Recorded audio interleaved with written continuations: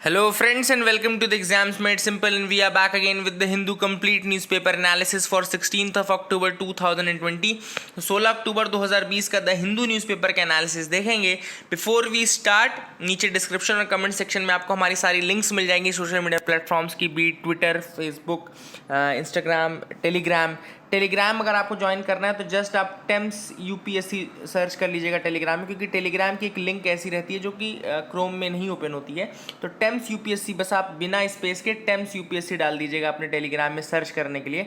जो टेलीग्राम में search box रहता है ना, उसमें टेम्स यूपीएससी से सर्च करेगा, जो चैनल आता है the exams made simple official, आप उसमें जा करके ज्वाइन कर सकते हैं. तो जॉइन अस देयर. एंड अगर आपको वीडियो पसंद आती है तो please do like us as well. अगर आपको पसंद आते हैं वीडियो तो आप उनको ज़रूर लाइक किया करिए, ठीक है ना. सो आगे मूव करते हैं. पहले क्वेश्चंस देख लेते हैं आज के जो भी हैं. पहला सवाल है, at the time of British rule in India the direct elections were for the first time incorporated under which law और एक्ट. पहली बार जो डायरेक्ट इलेक्शंस थे वो कौन से लॉ के अंतर्गत इंटीग्रेट किए गए थे? Indian council act of 1892, Indian council act of 1909, government of India act 1919 या गवर्नमेंट ऑफ इंडिया एक्ट 1935. तो इसमें से कौन से एक्ट के अंतर्गत इंक्लूड किया गया था आपका डायरेक्ट इलेक्शंस को? सेकंड क्वेश्चन है, federation as prescribed by the government of India act 1935 never came into being because. क्यों गवर्नमेंट ऑफ इंडिया एक्ट 1935 में जो फेडरेशन का प्रोविजन था वो एक्ट में नहीं आ पाया? First is, it was optional for Indian states to join the federation. Second, the administration of state subjects like agriculture, law and order was under the Governor General. The Muslim League did not support federalism, rather than they wanted strong center to safeguard their interest. And none of the above. Question number 3 is, which of the following is the principal feature of the Government of India Act 1919? 1919 government of India act का principal feature इनमें से कौन कौन सा था? पहला है introduction of diarchy at the centre. Second, separated for the first time provincial budget from the central budget. Third is introduced separate representation of Muslim community and sowed the seeds of separatism. या fourth है introduced provincial autonomy. इनमें से कौन सी चीजें की गई थी? Options are 2 only, 1 and 3 only, 4 only या 2 and 4 only. So in the end of the video will tell you the answer, लेकिन आप अपनी तरफ से अटेम्प्ट जरूर करिएगा. Please do attempt these questions from your side. Easy questions हैं, tough भी हैं, तो भी आप प्रैक्टिस करिए, बिकॉज प्रैक्टिस जितनी आप यहाँ करेंगे उतना ही अच्छा ऑब्जेक्टिव में आपका कमांड आएगा. बिलीव मी दिस थिंग, है ना. अटेम्प्ट करके आप कमेंट में जरूर बताइएगा.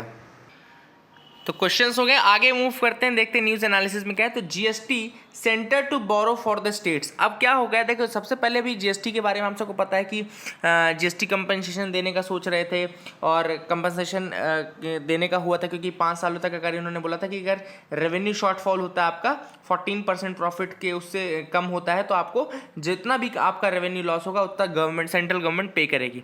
फिर बीच में ये हुआ कि सेंट्रल गवर्नमेंट ने बोला कि नहीं भैया, स्टेट्स खुद बोरो करेंगे मार्केट से, स्टेट्स खुद मार्केट से बोरोइंग करेंगे. बट फिर अब जाकर के जब स्टेट्स ने उसका अपोज किया तो सेंट्रल गवर्नमेंट ने कहा कि 1.1 लाख करोड़ का जो वॉइड आया है, जो गैप आया है, वो मार्केट बोरोइंग करेंगे एंड उसके बाद वो लोन बेसिस पे स्टेट्स को प्रोवाइड करेंगे, ठीक है ना. So they will pass on the funds as back to back loans. Okay, back to back loans के जैसे वो स्टेट गवर्नमेंट्स को पास करेंगे. तो इससे स्टेट्स को फायदा ये होगा कि उनको बहुत कम उसमें ज़्यादा इंटरेस्ट नहीं पे करना पड़ेगा. दूसरी चीज़, मार्केट से अगर वो पे करते लेते तो उनको टाइम फ्रेम कम मिलता. दूसरी चीज़, उनको इंटरेस्ट रेट ज़्यादा पे करना पड़ता. बट सेंट्रल गवर्नमेंट को वो डायरेक्टली पे करेंगे, इस कारण से उनका इंटरेस्ट कम हो जाएगा और उनको टाइम पीरियड मिल जाएगा, ठीक है ना. एंड दूसरी चीज़ ये कि हमारे एटलीस्ट हम अब बर्डन में रहेंगे, अपनी स्टेट गवर्नमेंट जो रहेंगे अपनी सेंट्रल गवर्नमेंट के बर्डन में रहेगी, ना कि ओवरऑल किसी बाहर की एक एंटिटी के बर्डन में रहेंगे. So that is a very good thing that has happened from this, and it won't raise the physical deficit और general government debt. This is what the finance ministry is saying कि अगर ऐसा होगा तो ये physical deficit या general government debt को increase नहीं करेगा. And they will be getting the loan from the market entities. Market से लोन उठाएगी सेंट्रल गवर्नमेंट और फिर वो बैक टू बैक लोन्स लेंगे. किसके लिए, किसको देंगे? स्टेट गवर्नमेंट्स को देंगे, ठीक है ना. So this is the first news item from the front page. I hope you got clarity. BARC suspends rating of all the new channels. अब यहाँ पे BARC ने एक बड़ा डिसीजन लिया है. They have suspended the ratings of all the new channels. Okay, तो इसका मतलब क्या हुआ? Let me tell you some facts regarding that. BARC यानी कि broadcast audience research council. BARC क्या है? ब्रॉडकास्ट ऑडियंस रिसर्च काउंसिल है। अब ये टीआरपी आप सबको पता है कि टारगेट रेटिंग पॉइंट कहलाता है, टारगेट रेटिंग पॉइंट सिस्टम होता है। तो टीआरपी सिस्टम में अभी हमने हाल फिलहाल में 3-4 दिन पहले आपको न्यूज़ बताई थी कि उसमें कुछ गड़बड़ हो रही थी। गड़बड़ क्या हो रही थी कि टीआरपी कैसे कैलकुलेट होती है, टीआरपी ऐसे कैलकुलेट होती है कि बीएआरसी जो है वो बारोमीटर नाम के इक्विपमेंट्स लगाते हैं। अब वो लगभग 45,000 हाउस होल्ड थे जिनको सेलेक्ट किया गया था, 45,000 हाउस होल्ड्स को, वहां पर इन्होंने बारोमीटर लगाया। अब उन हाउस होल्ड्स की टेलीविजन में जो चीजें सबसे ज्यादा चल रही थी उसके हिसाब से टीआरपी की रेटिंग तय होती है। अब देखो हुआ ये कि जो कंपनीज थी, जो इस तरह के चैनल्स थे बड़े बड़े, इन्होंने इन हाउस होल्ड्स के साथ डायरेक्टली इनका डेटा जो था उसको किसी तरीके से निकलवा लिया। बीएआरसी के साथ एक पार्टनर फर्म था, उसने वो डेटा उनको दे दिया और उन्होंने फिर इन हाउस होल्ड्स को कुछ पैसे दे करके बोला कि भैया आप हमारा चैनल ज़्यादा चलाओ। जब आप हमारा चैनल ज़्यादा चलाओगे तो ये सेलेक्टेड हाउस होल्ड्स हैं तो इनकी टीआरपी ऑटोमेटिकली बढ़ जाएगी। तो टीआरपी बेसिकली रिप्रेजेंट क्या करता है, how many people from which socio economic categories have watched which channel, कौन सा चैनल सबसे अधिक देखा गया है, ठीक है ना, कितना टाइम किया गया। अगर आप 1 मिनट से ज़्यादा कोई भी चैनल देख लेते हो तो फिर वो आपके व्यूड उसमें काउंट हो जाता है और फिर उसका टीआरपी में एडिशन होता है। मेथडोलॉजी मैंने आपको बता दिया कि बीएआरसी बारोमीटर नाम का इक्विपमेंट इंप्लीमेंट किया था उन्होंने। लगभग 45,000 हाउस होल्ड को सेलेक्ट किया गया था एंड ये हाउस होल्ड जो थे वो 12 कैटेगरीज में क्लासीफाइड थे जिनको कि न्यू कंज्यूमर क्लासिफिकेशन सिस्टम के अंदर रखा जाता है। तो 12 उसमें कैटेगरीज रहती हैं, ठीक है ना, न्यू कंज्यूमर क्लासिफिकेशन सिस्टम के अंतर्गत। तो दिस वॉज द थिंग। अब सिग्निफिकेंस आप सबको पता है कि टेलीविजन की रेटिंग्स हैं, ऑब्वियस सी बात है, जो भी मेन करेंसी एडवर्टाइजर्स हैं वो इन्हीं को अपने एडवर्टाइजमेंट्स प्रोवाइड करेंगे, ठीक है ना। और these were the things which were happening. अब बीएआरसी ने बोला जो न्यूज़ चैनल्स हैं उनके लिए कोई भी टीआरपी रेटिंग नहीं आएगी फॉर द नेक्स्ट 3 मंथ्स। अभी उनकी चेकिंग ही चल रही है और अगले 3 महीने तक कोई भी टीआरपी रिलीज नहीं की जाएगी। तो हो सकता है कि जो अगर कोई भी टीआरपी रिलीज नहीं होगी तो ये जर्नलिज्म ना शुरू कर देंगे न्यूज़ चैनल्स वाले, है ना। अभी तक जो ये कहना चाहिए कि जो मीडिया है वो एक तरीके से एक बहुत ही शेमफुल तरीके से अपने आप को ब्रॉडकास्ट करती है, बहुत ही ज़्यादा वाहियात न्यूज़ आइटम्स कहना चाहिए, है ना। टू बी फ्रैंक, अगर आप देखा होगा, अगर आपने आज तक इन सब चैनल्स को जो भी आप ये चैनल्स होते हैं इनमें बहुत ही ज़्यादा वाहियात न्यूज़ आइटम्स आते हैं। They are not relevant, first thing. Second thing is that कि दे आर सम वॉट आपको एक बायस की तरह न्यूज़ दिखती होगी, है ना। सो आई होप कि रेटिंग सिस्टम बंद होने से वो कहीं जर्नलिज्म शुरू कर दे, क्योंकि वहाँ पर जो जर्नलिस्ट हैं they are actually good, but वो भी टीआरपी के चक्कर में मसाला न्यूज़ आइटम देने लगे हैं। तो हो सकता है अगर ये टीआरपी का लफड़ा ना रहे तो they will be giving some good news item. So let's see कि क्या ये चेंज आते हैं। एक और न्यूज़ थी जो इसमें नहीं दी थी, एम सैंड के ऊपर पॉलिसी, है ना, वैसे दी है, हिंदू में ही दी है, तो हम आगे किसी और पेज में दी होगी। ओके, देखो यहाँ पे एक न्यूज़ है, जू revives scheme for animal adoption. अब कौन सा जू है, कौन सी स्कीम है, इसके बारे में देख लेते हैं। तो उड़ीसा का जू है Nandankanan zoological park. Nandankanan zoological park ये भुवनेश्वर में है। अब इसने बेसिकली क्या हुआ, इसमें बहुत सारा लॉस हुआ। लॉस किसका, एनिमल्स का लॉस नहीं, पैसे का बहुत लॉस हुआ। क्योंकि अब देखो जब जू में लोग जाते हैं तो उसमें कुछ पैसा देते हैं। इनको भी ये ऐसे जू हैं जो कि जानवरों को मेंटेन करते हैं, तो उनका खाना पीना सब करने में ऑब्वियसली ज़्यादा पैसे लगते हैं। अब ये जू जो है के टाइम में लॉकडाउन हुआ, 6 महीने सब बंद रहा, तो कोई कहीं गया ही नहीं। तो ये जो नंदनकानन जूलॉजिकल पार्क है, it suffered great losses and therefore it has revived a new scheme जिसको है अडॉप्ट एन एनिमल प्रोग्राम कहा जाता है। Adopt an animal programme, Orissa में इसमें adopt an animal programme start किया है। अब वो अडॉप्शन सर्टिफिकेट्स देंगे ₹500 से लेकर के 2.5 लाख वर्थ के। जैसे 2.5 लाख में आपको एलिफेंट का अडॉप्शन सर्टिफिकेट मिल जाएगा, ठीक है ना। तो आपने एक एलिफेंट को, जितना आपकी श्रद्धा हो, जितना आपकी मतलब कि जितना आपके अंदर कैपेबिलिटी हो, उसके हिसाब से आप एनिमल्स को अडॉप्ट कर सकते हो जू के, एंड वहीं रहेंगे, उनका पूरा देखभाल नंदनकानन अथॉरिटी करेगी। But it will be a gesture of your love towards the fauna of this country, है ना। आप किस तरीके से उनको प्रोटेक्ट करना चाहते हो, प्रिजर्व करना चाहते हो। तो अडॉप्शन सर्टिफिकेट्स दिए जाएंगे, ठीक है ना। This is the important thing, याद रखेगा। एंड एनिमल लवर्स को 500 से लेकर के 2.5 लाख तक के adopt an animal scheme, Nandankanan zoological park, Bhubaneswar, Orissa. याद रखेगा सारे फैक्ट्स, है ना। अगली जो न्यूज़ है वो है policy meet for M sand. Policy meet for M sand. अब देखो देयर वर देखो पीडब्ल्यूडी डिपार्टमेंट में बहुत सारी कंप्लेंट्स रेज हो रही थी एम सैंड के। एम सैंड को मैन्युफैक्चर्ड सैंड भी कहा जाता है, जो कि नॉर्मल जैसे एक होती है रिवर सैंड आपकी, जो रिवर बेड से बेसिन से आप ली जाती है ना। तो ये एम सैंड क्या होती है, मैन्युफैक्चर्ड सैंड होती है, ये अल्टरनेटिव है। अब इसके रिगार्डिंग इसका भी मिसयूज हो रहा था, तो इस कारण से पीडब्ल्यूडी ने कहा है, जो पब्लिक वर्क्स डिपार्टमेंट है उसने कहा है कि अब एक पॉलिसी बनाई जाएगी, एक पॉलिसी बनाई जाएगी ऑन द एम सैंड। वो एम सैंड के ट्रांसपोर्टेशन, प्रोडक्शन, सेल्स, ये सारी चीज़ों को इनकॉर्पोरेट करेगी। The policy will incorporate the aspects of M sand like production, transport and sales. अब एम सैंड के बारे में अगर हम देखें तो M sand is manufactured sand, it's a substitute of river sand for concrete construction. Concrete construction के लिए एम सैंड जो है रिवर सैंड का आपका अल्टरनेटिव है। प्रोडक्शन कैसे होता है, मैन्युफैक्चर्ड सैंड जो होती है वो produce from hard granite stone by crushing. Hard granite stone को जब आप क्रश करते हो तो आपका एम सैंड बनता है। And it is manufactured using technology like high carbon steel hit rock and then rock on rock processes. तो रॉक ऑन रॉक प्रोसेस जो होगी, high carbon steel hit process हो गई, ये आपकी एम सैंड को बनाने की प्रोसेस है। हार्ड ग्रेनाइट स्टोन को क्रश करके इसको बनाया जाता है। इंपॉर्टेंट चीज याद रखिएगा कि एम सैंड का जो साइज होता है वो 4.75 mm से कम होता है। The size of M sand is less than 4.75 mm।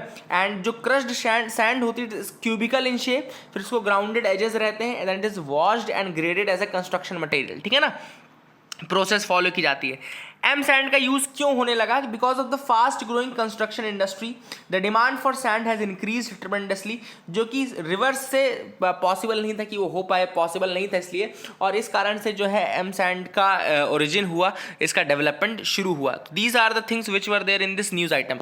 आगे देखो मैं आपको दिखा देता हूँ क्या क्या न्यूज़ हमने कवर की है। तो यहाँ पे जू रिवाइव्स ये वाली न्यूज़ है, ये इंपॉर्टेंट नहीं है, बाकी तो हमने नहीं पढ़ी। BARC का हमने पढ़ लिया, एंड इसके अलावा हमने GST सेंटर, तो 3 न्यूज़ तो हमने सेंटर की ऊपर से पढ़ी।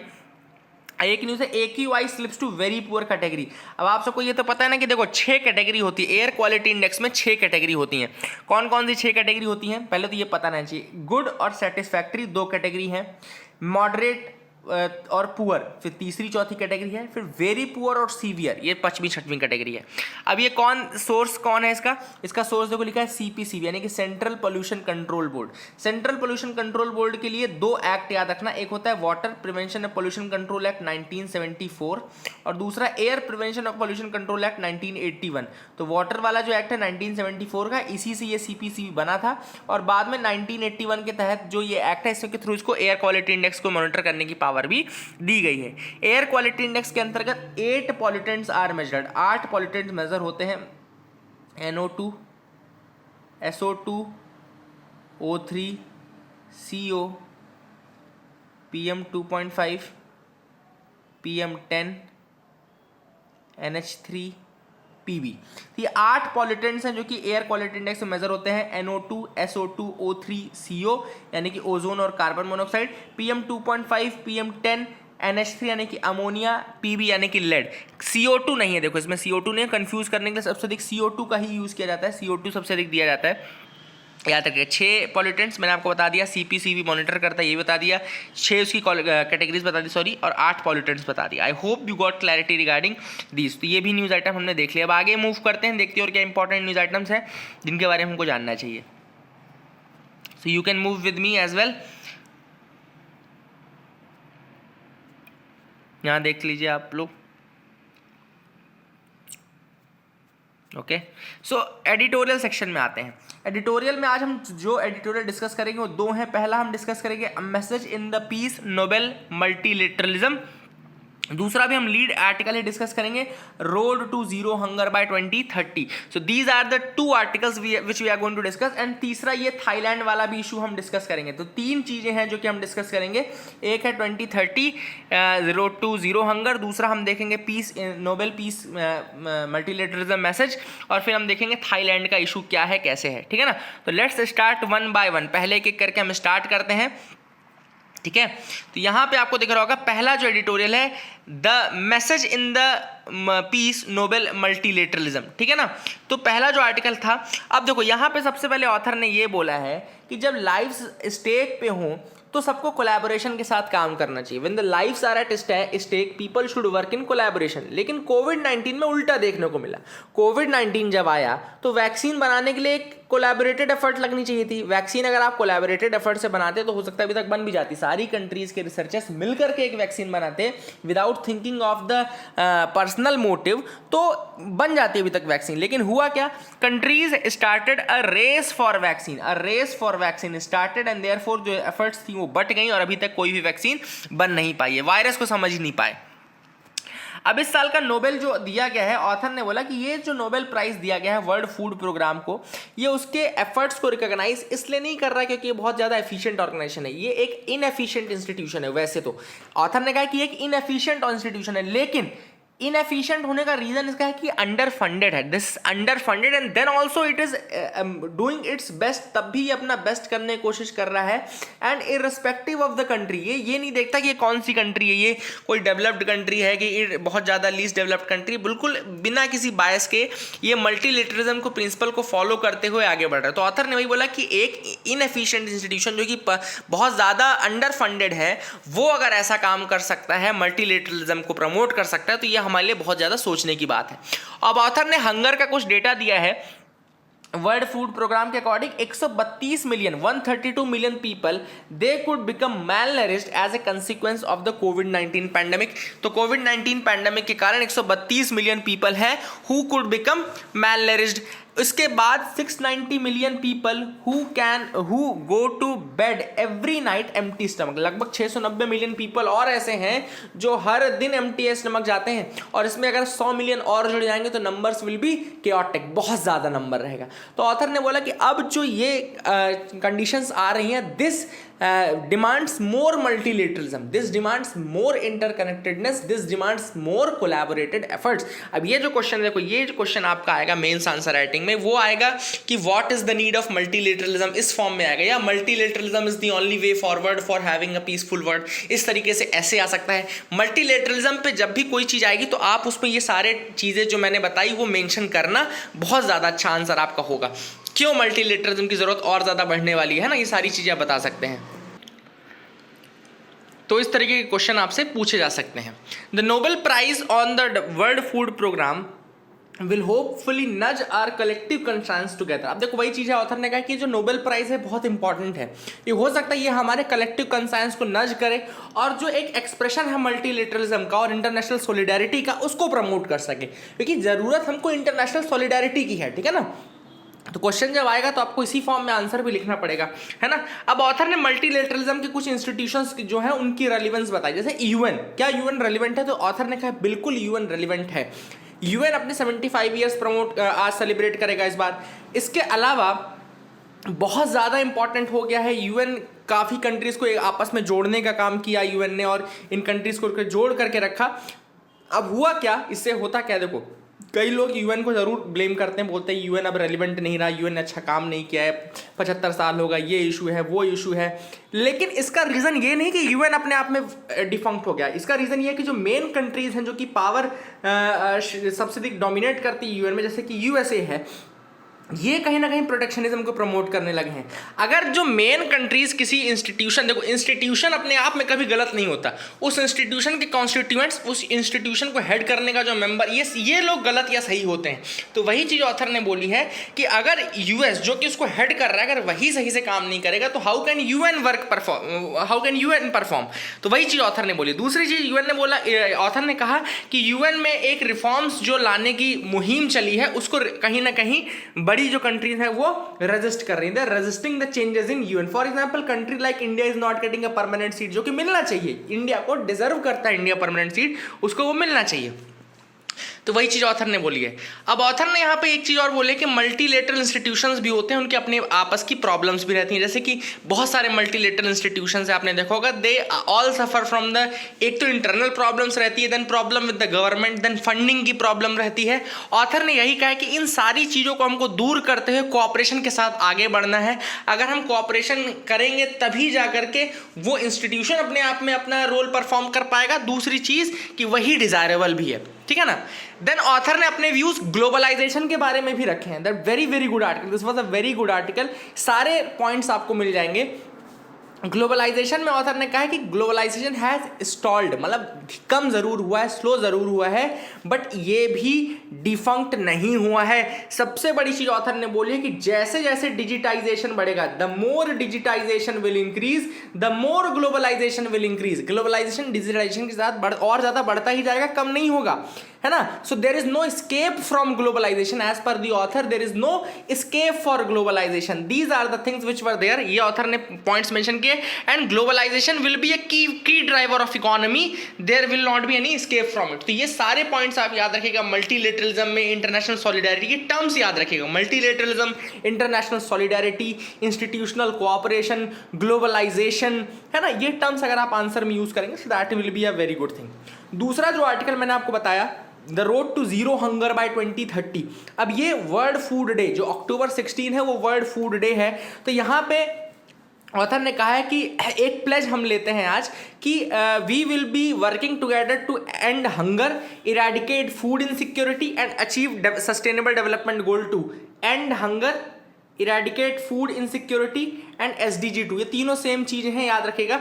हंगर को एंड करना, फूड इनसिक्योरिटी को एंड करना और सस्टेनेबल डेवलपमेंट गोल 2, ये तीनों एक चीज़ें हैं। 2030 तक क्या हम ये जीरो हंगर अचीव कर सकते हैं? अब ऑथर ने सबसे पहले इंडिया का डेटा उठाया है कि even as malnutrition in India थोड़ा डिक्लाइन किया गया पास में, लेकिन फिर भी अगर हम कॉम्प्रिहेंसिव नेशनल न्यूट्रिशनल सर्वे देखें, उसने रिवील किया कि लगभग 40 million children, 40 million children are chronically malnourished, then more than half of Indian women aged 15 to 49 are anemic। ये 15 to 49 क्या होती है?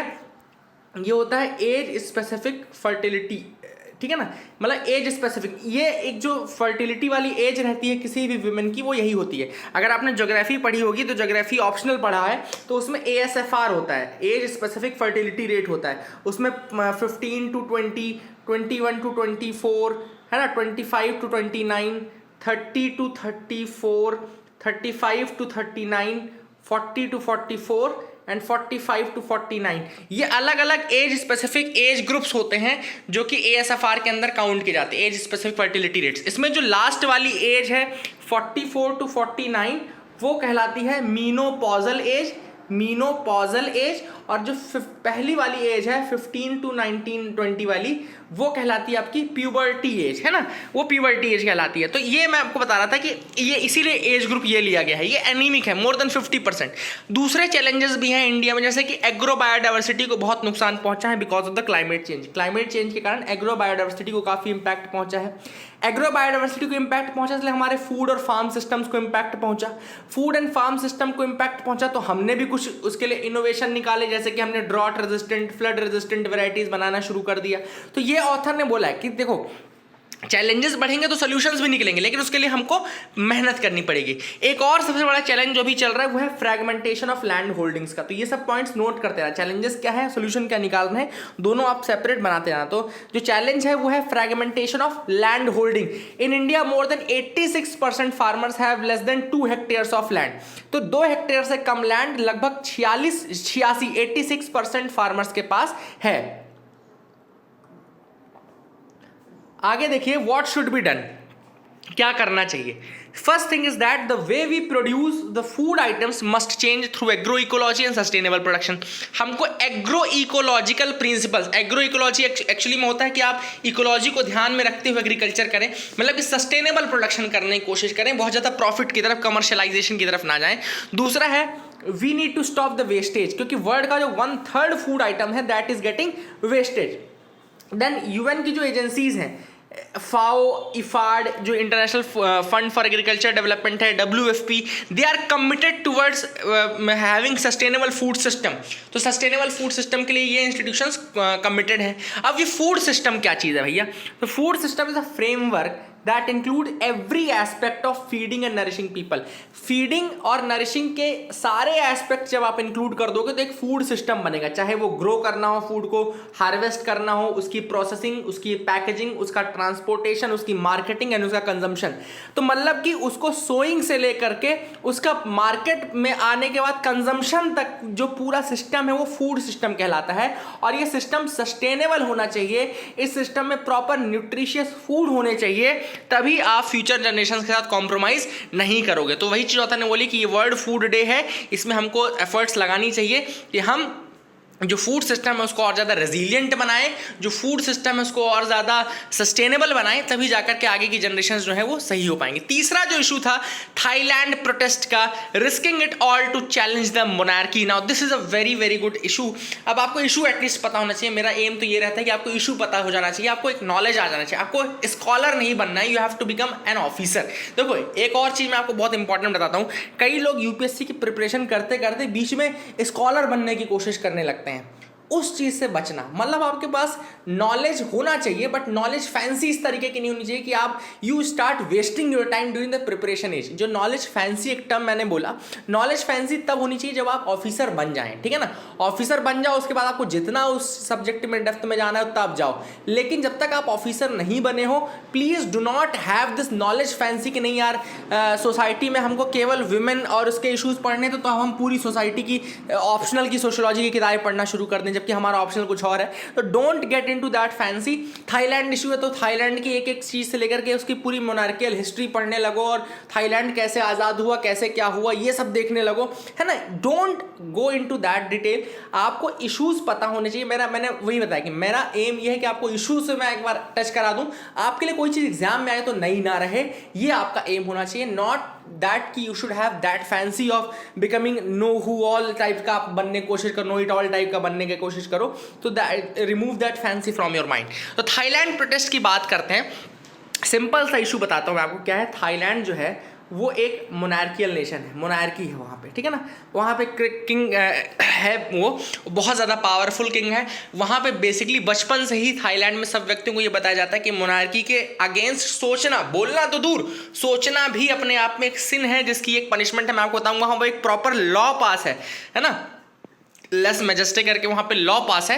अच्छी चीज़ें मैं आपको खुद ही बता दूंगा। देखो नॉलेज फैंसी मुझे भी है ना, लेकिन वही चीज़ है कि मैं आपको वो चीज़ अब मैं कर सकता हूँ, ये चीज़ अभी I can afford to have this knowledge fancy but you can't afford, क्योंकि अभी आप प्रिपरेशन स्टेज पे हो और अभी आपने एग्जामिनेशन क्वालिफाई कोई भी नहीं किया है। So you are at that stage कि आपको नॉलेज फैंसी इतना नहीं होना चाहिए, मतलब नॉलेज उतने ही रखो, नॉलेज फैंसी जितने में आपके एग्जाम के लिए ज़रूरत है, ठीक है ना। अब यहाँ पे थाई कॉन्स्टिट्यूशन कई बार अमेंड किया गया, 19 बार टू बी प्रिसाइज अमेंड किया गया, कई बार मिलिट्री कू भी हुई वहाँ पर, बट वहाँ पे एक चीज़ हमेशा क्लियर रही कि the king shall be enthroned in position of revered worship and that no person shall expose the king to any sort of accusation of action or action। तो कोई भी व्यक्ति किंग के अगेंस्ट नहीं बोल सकता, कोई व्यक्ति किंग के अगेंस्ट कोई भी एक्यूजेशन नहीं कर सकता, कोई एक्शन नहीं कर सकता, ठीक है ना। इसके अलावा वहाँ पे 112 जो क्रिमिनल कोड का आर्टिकल है उसमें एक लेस मैजेस्टे लॉ भी है, लीज मैजेस्टे लॉ। तो लीज मैजेस्टे लॉ क्या है? The critics who were there उनको एबडक्ट किया गया, उनको मर्डर कर दिया गया। एंड ये कहा जाता है इस लेस मैजेस्टी लॉ के अंतर्गत कि अगर आप किंग मोनार्की को प्यार नहीं करते हैं then you have to have face the consequences also. आपको अपने बोलने के कॉन्सिक्वेंस फेस करने पड़ेंगे। बहुत ज़्यादा स्ट्रिक्ट लॉ है लेस मैजेस्टी लॉ, वहाँ पे आप किंग के अगेंस्ट उसके नहीं बोल सकते। ये जो अभी प्रोटेस्ट हो रहा है इसमें यूथ बहुत ज़्यादा प्रोटेस्ट कर रहे हैं। क्या रीज़न है? सबसे बड़ा रीज़न ये है, उनकी डिमांड ये है कि पार्लियामेंट जो है उसको अभी डिसॉल्व किया जाए, कॉन्स्टिट्यूशन को रीराइट किया जाए, authorities should stop harassing the critics को हैरास करना बंद करें। इसके अलावा मोनार्की रहे लेकिन मोनार्की का जो पावर है फंड पे वो ना रहे। मोनार्की जो है वो लोगों की नीड्स को उसकी जो नीड्स हैं वो इलेक्टेड इंस्टीट्यूशंस फुलफिल करें और लोगों के और इलेक्टेड इंस्टीट्यूशंस के बीच में इंटरफेरेंस मोनार्की का वो लिस्ट हो जाना चाहिए। These are the basic demands. तो एक तरह से कहना चाहिए प्रो डेमोक्रेटिक डिमांड्स हैं। भले आप मोनार्की के अंतर्गत रखो लेकिन वो ब्रिटेन टाइप का कुछ सिस्टम डिमांड करें, जो ब्रिटेन का सिस्टम है ना वैसा कुछ सिस्टम डिमांड कर रहे हैं, मोनार्कियल डेमोक्रेसी टाइप का, ठीक है ना। तो ये पूरा इशू है। अब एक न्यूज़ आई थी इंटरनेट फ्रीडम फाउंडेशन के बारे में। तो what is this Internet freedom Foundation? तो इंटरनेट फ्रीडम फाउंडेशन एक इंडियन डिजिटल लिबर्टीज ऑर्गेनाइजेशन है that seeks to ensure that technology respects fundamental right. Simple सी बात है, इंडियन इंस्टीट्यूशन है, याद रखिएगा इंटरनेट फ्रीडम फाउंडेशन। अगर कभी मैंने इसलिए बताया तो कभी आपसे यूपीएससी कंफ्यूज करने के लिए आपको ये भी बोल सकता है कि ये इंटरनेशनल इंटर गवर्नमेंटल है। इंटरनेट फ्रीडम फाउंडेशन एक इंडियन इंस्टीट्यूशन है, याद रखिएगा। प्राइवेट है, बट इस goal is to ensure that citizens के जो राइट्स हैं वो फुलफिल हों, जैसे नेट न्यूट्रलिटी के अगेंस्ट ये काम करते हैं, है ना। Their goal is to ensure that Indian citizens can use the internet with liberties guaranteed under the constitution, ठीक है ना। अब एक न्यूज और रह गई थी, मैं ऊपर आपको बता देता हूं। Eat right movement will be a game changer. Eat right movement क्या है? It's basically a system based approach that can ensure food safety along with secure availability. Eat right में फूड सेफ्टी भी है, सिक्योर अवेलेबिलिटी भी है, promotion of healthy diet भी है। क्यों ये सारी चीज़ें की जा रही है? बिकॉज इंडिया में जो इंस्टेंसेस है ओबेसिटी के, नॉन कम्युनिकेबल डिसीज डेथ्स के, बहुत ज़्यादा बढ़ते जा रहे हैं। ओबेसिटी डबल हो गई है, 9.3% से 18.6% हो गई है मेल्स में, एंड फीमेल्स में 12.6% से 20.7% हो गई है। देन इसके अलावा चिल्ड्रंस जो है वेस्टिंग, अंडरवेट, स्टंटिंग, इनसे बहुत ज़्यादा सफ़र कर रहे हैं। These are the thing. इसके अलावा न्यूज़ थी Malayalam poet Akkitham passed away.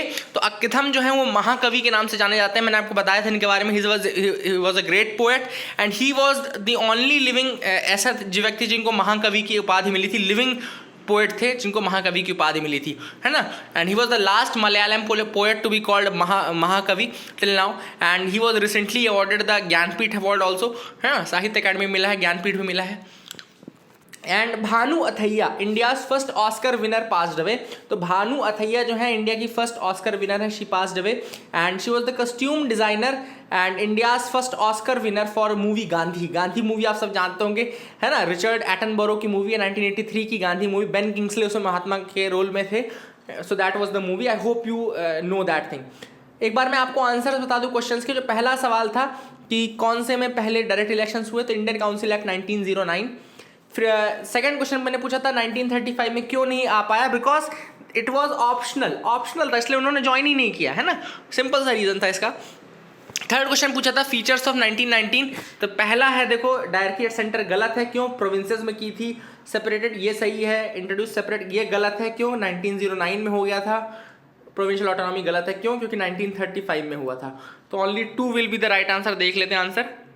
Yes, so A will be the answer, 2 only. ठीक है ना? So that is it for the day, friends. I hope you liked our video. Please do like, share, subscribe. Keep loving us, keep sharing us. Thank you and have a nice day.